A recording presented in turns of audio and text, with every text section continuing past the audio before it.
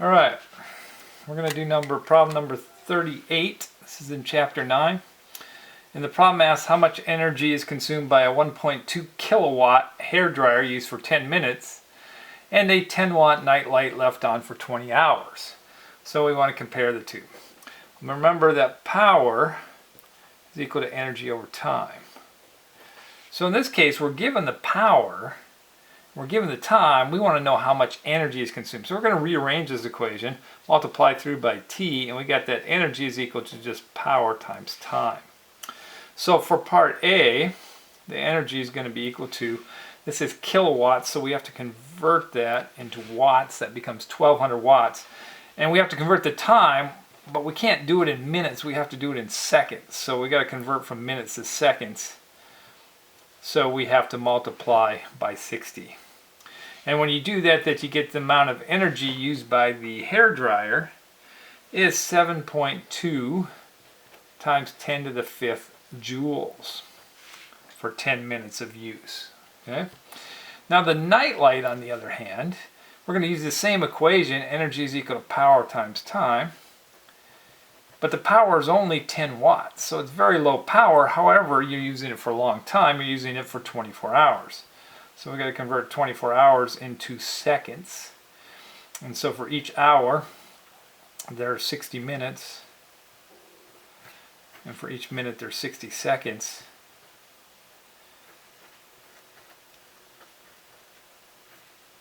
Times 24, or if you remembered, you could have just multiplied that by 86,400 because that's how many seconds in a day.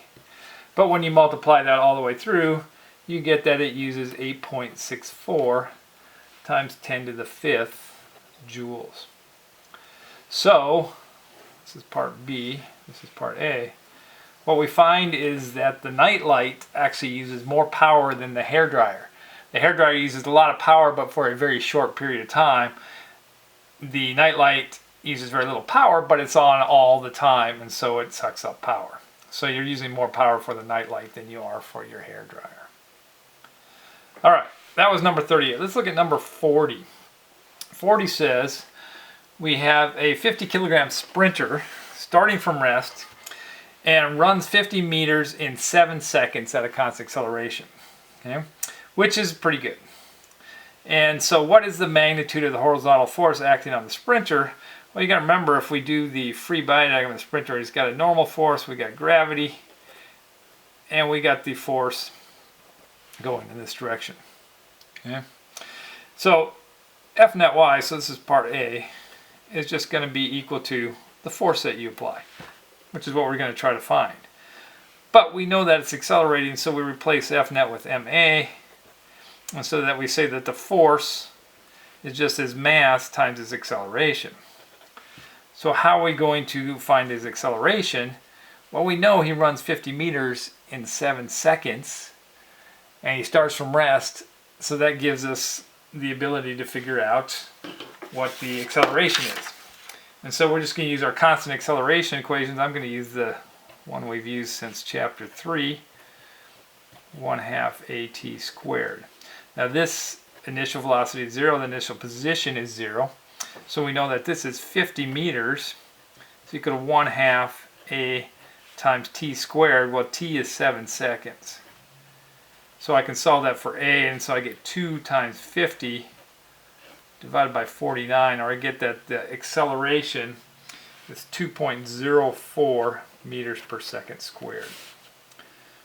I plug that back into here, and I get that the force is equal to 50 times 2.04, or that the force that he's applying is equal to 102 newtons to accelerate. So that's the answer to part A.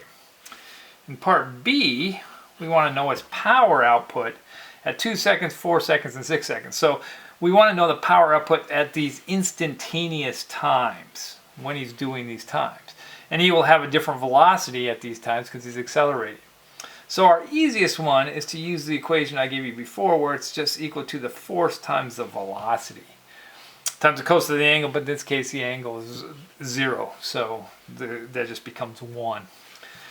All right, so the power, we got to find the velocity at the different times. So the velocity at 2 seconds, we're going to use the equation velocity is equal to initial velocity plus at. Well, we know the acceleration, so the velocity at 2 seconds is just going to be 2.04 times 2, or 4.08 meters per second. Okay, and you plug that back in there for the power. Power is just going to be 102 times 4.08, where the power at 2 seconds is equal to 416 watts. So this is at 2 seconds.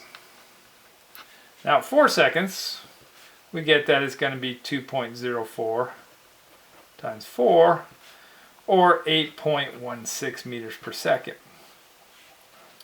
And when you do that at 4 seconds, you get the power is just equal to 102 times 8.16, where the amount of power is equal to 832 watts.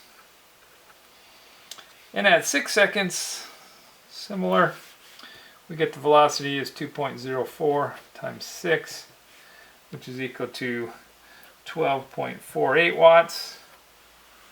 I'm sorry, 12.24 watts. I'm sorry, 12.24 meters per second, sorry. So this is your velocity, and then your power is equal to 102 times 12.24. And you get the power is equal to 1,248 watts. So those are your 3 solutions right there.